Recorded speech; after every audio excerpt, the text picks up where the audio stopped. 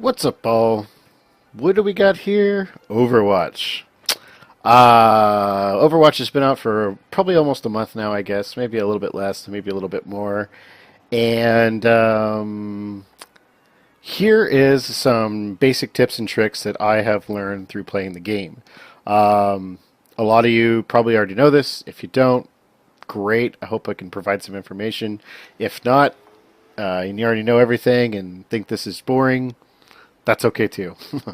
um, Partially one of the reasons why I felt like I'd try to help out here with some basic information is I had the opportunity of actually playing the closed beta, which means instead of playing Overwatch for maybe a month, like when everybody else has, I've been playing it since like late last year. I think like November, October, or whenever the closed beta started. Which means I've kind of seen some trends. I've seen some issues. I keep seeing the same thing happen over and over again with new flood of new people that come in, and so I thought I'd kind of go over what would have helped me understand and know what to do in these so-called issues, that people have to learn, and maybe it'll help you as you dive into the game. Maybe you're doing this a lot and you don't even know it. Basically, the first two I want to kind of go over here, and I'll kind of break these up in the other videos if there's more than the first two I'm thinking about here, is character selection and then character switching. So first, we're going to cover character selection, and the reason why I feel like character selection is such a big deal is because Blizzard has developed a bunch of characters here, and not all are created equal. And what I mean by that is they're all balanced, but there are ones that are a whole lot harder to play than other ones. And there are ones that are super simple and a very easy tool set, and then there are other ones that you kind of need to already know everything about the game, or it's very helpful to know everything about the game ahead of time before jumping in on that character so that you can kind of maximize your contribution to the game as you're playing it with other people. The first character I'd kind of suggest picking is Soldier 76 right here. Why would I suggest picking him? Probably because he is the run-of-the-mill, basic, everyday first-person shooter guy. His abilities are pretty easy to understand. There's no little caveats about them where it's like they work in this situation but not that situation. It's pretty much all damage dealing with a little bit of healing. The healing is great too, and I think it's a good beginner guy because it helps you stay in the fight a little bit longer. You have a little bit of a get out of jail free card.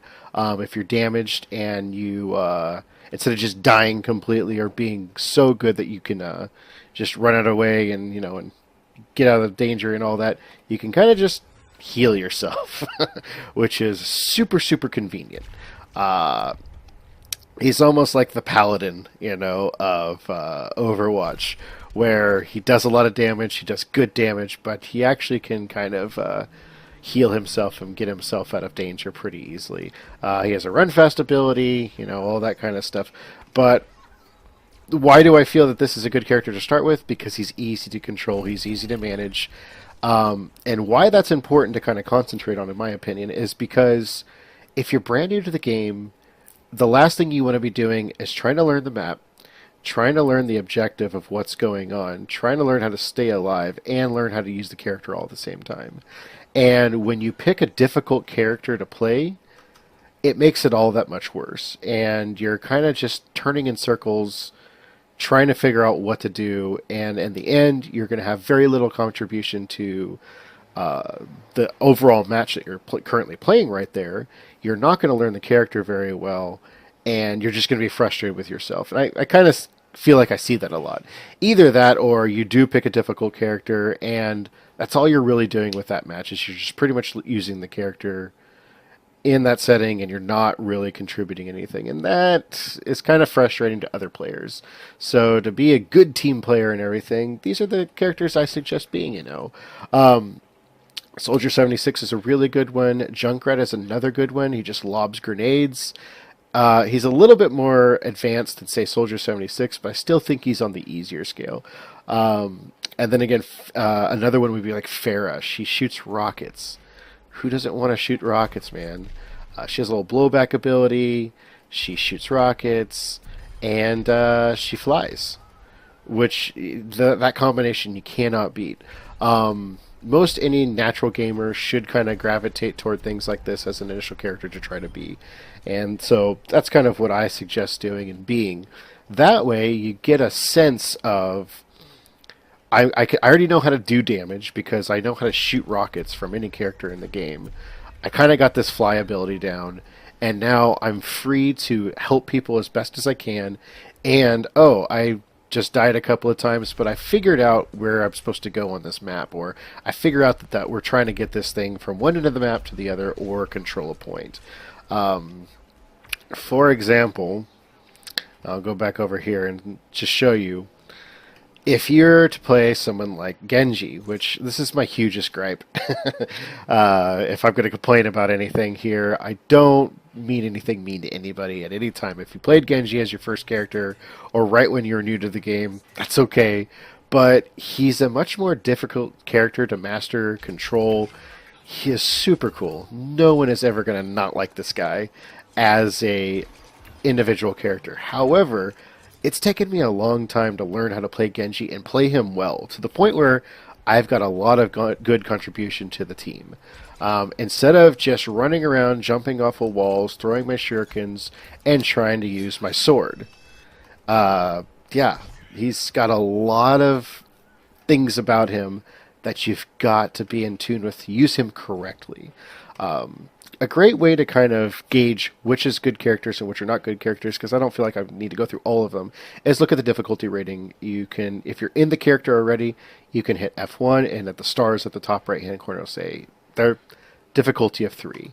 If you switch over and you say Soldier 76, difficulty of 1. The difficulty rating is just difficulty. It's not one character is better than the other. Naturally, as you kind of learn all the characters, you're going to gravitate towards some of them. But understanding all the characters is the way to get really good at the game. Another great character to be would be someone like Tolbron. He's a little bit different, so instead of being like the gun-wielding guy or the rocket-wielding person, it's kind of fairly similar. This is a whole different tool set, but still not terribly difficult. You set up a turret, you maintain it, and instead of you being the massive damage dealer, you build this like secondary unit that's the damage dealer. That is super fun too. He gets lots of kills. I'm sure he might be nerfed in the future, or who knows, whatever. But super fun, super cool. And then on top of that, you collect scrap, and you throw out these armor packs that you can build up and help and use and give to your team. All of that is fantastic contribution. So, just as a kind of first initial thing into jumping into the game, these are the types of things that I think you should kind of look for. It's always frustrating and annoying to see someone that's a level 1 person. They pretty much have never really been in the game before, and they jump in and they pick, Genji or Tracer even. You pick her, and she has the zip rewind ability. To be able to use that really effectively in the game, you need some practice with it and stuff like that. So learn the maps first, learn the objectives, get an understanding of what the other characters do from a very basic and primary standpoint, and then move into something that's a little bit more harder, something that requires a lot more attention and finesse. Maybe Tracer can be just absolutely unstoppable. But to a new player, she's not going to usually be very effective unless you're just a god at first-person shooters. And if you are, you're probably not looking on YouTube for helpful videos in the first place. So, yeah. And just as a small side point, I am not a professional gamer in any way. I suck at video games. And that's kind of why I try to stay more in the kiddie pool of, tips and tricks and helpful information. I don't know how to do super in-depth guides on millisecond response times and frame rates for, attack speeds and stuff like that to tell you exactly how to control characters in the most optimal way possible. However, I feel like I can give you some advice on what I keep seeing over and over and over and again. And this is like rule number 1 for the game, I believe, is start out with an easy character. Don't jump around to or I should say jump around. Don't pick an initial character when you haven't played the game yet that you know is going to be difficult. It's easier to learn the game. It's easier to contribute when you're a super simple character. So, yeah. So from that, we'll segue into character switching. Character switching can be either the saving point in a match or sometimes the destruction of a match, where depending on who you switch to, you could either help and help win the game, with a clutch save, or even lose it for everybody by just not helping at all. And a lot of times I think what's seen in most of new players and even veteran players too so far, as early as the game is or as new as it is just the constant switching between characters all the time. You don't One match shouldn't consist of like 5 or 6 changes necessarily. What you want to do is you kind of want to center your changing around some educated and strategic ways of approaching the match and everything. And, kind of ask yourself, if you need to change, say, you're like, I need to change, we need to change. Ask yourself before you change, is this, what are we trying to do? Are we trying to escort? Are we trying to get the payload, through to the map? Are we trying to secure a point? Are we, trying to defend a point or something like that? Those types of things should help dictate what type of character you're going to change to, if in fact you do need to change. Or are you trying to neutralize another character? Say, for instance, there is a Pharah that's just running rampant all over the map. No one else can take her out. Maybe perhaps a change will be good for you to make to where you can switch to Tolbaron or something, where you can get a good turret set up and take her out. Or are you deciding to change just because you're frustrated? And I think a lot of the times we see a lot of different players changing based on that specific criteria, that they've been killed like 16 times now or whatever, and they're just sick of it and they're going to change to somebody else, assuming that they will do better as a different character. Now, this is based on the fact that you're playing a character that you are comfortable playing, instead of, playing like a Genji or, a Zenyatta or something where the play style is a little bit difficult and you're not doing very well as a player, not as a team player. In those types of situations, I really suggest staying the character a little bit longer and maybe approaching the map from a different angle, maybe approaching the fights from a different angle.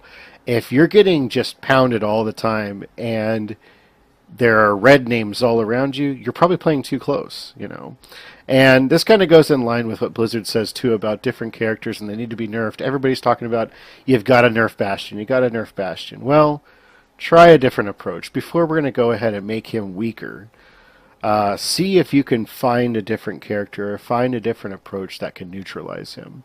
And I think that's a good approach too in switching characters, is before you decide to just nix, the character that you are and go to something completely different, make sure that you've tried every angle and stay back a little bit or whatever. Eventually, over a period of time, you'll understand that this certain character is not working and you need to be somebody else, Make those team discussions sometimes. I know in open competitions and competitive matches, there's always a discussion behind why you're switching, what you need to do, so that way the team is in line with what's going on and everything. So, from that, when you do actually switch, I kind of, from my perspective, recommend switching to someone that is, part of a strategic pick. And part of that is not picking the same character somebody else is. Very rarely in a match is there needed more than one of one character. Maybe a 76, multiple ones should help or could help. But, having a different tool set of abilities in the match is very helpful. And when you have doubled up, auto aiming ults and stuff like that, it doesn't always help and stuff like that. So when you're switching, if there's already a sniper out there, don't be a sniper, If there's already a Pharah out there, 2 Pharahs aren't going to be that much better usually. There's always the random matches where you have 3 Pharahs and they win it all. But that's usually not the case. The other team's smart enough to know and should be on the lookout for what's happening and try to counter it the best they can. So pick somebody different, pick somebody that should be able to counter or push back or hold whatever the objective is better than the character you're currently playing right now. And with that, also pay attention to what people have been. If you start the match out with a tank, a heals, 2 DPS, and a sniper, and say, for instance, someone's changed from the sniper to something different, don't necessarily think that the sniper is going to help by you switching to a sniper. If you follow that logic, they might have changed for a reason, and that happens a lot in matches lately. Is you will see that in the match's history, 4 different players were all a sniper, and now you're going to switch to a sniper, and it's like, are you really that good at sniping? Because the last 3 other people weren't, and there could be a reason for that. Use the history of the changes to understand, where things are at and what people have been, so that maybe they can teach you. There's totally a fair out there, and she's taking everybody out that's standing way back. I can't get a snipe in at all, so, keep that in mind. Keeping these things in mind in general, from the character that you pick to the character that you're trying to switch to, I think will help build people's gameplay. Your initial times in playing and what you're trying to achieve with the group and the matches, I think will be substantially better and more productive, because you're kind of coming in with more of a pre-thought, process of how I want to approach these things and what are the objectives that I want to achieve, instead of just a blind, close your eyes roulette character picking. And it'll take you a lot longer to understand the objectives and get good at players when you're beating your head against the wall trying to learn somebody and you're dying all the time. So I always encourage everybody to never blame everybody else. Only blame yourself. If the whole team's not doing good, try to lift everybody up. Don't just scream and be a toxic player and tell them they're all doing bad. There are going to be plenty of matches like that all the time, where no matter who you pick, no matter who you switch to, you're going to lose. There's always someone better than you out there, and there's always a better team out there that you can try to take on. So it's better to lose and know you tried than it is to complain the whole time and just say everybody sucked, So, all right, guys. Hope this kind of helps, and let me know if there's anything else I can help cover. I know these things are kind of just my opinion, and they're a little light on depth, but at the same time, maybe it kind of gives you an idea about, the first couple 10, 20 games that you might play. You can take this to heart and provide more to the team you're playing with than you initially could if you didn't kind of know some of these things. All right, catch you guys later.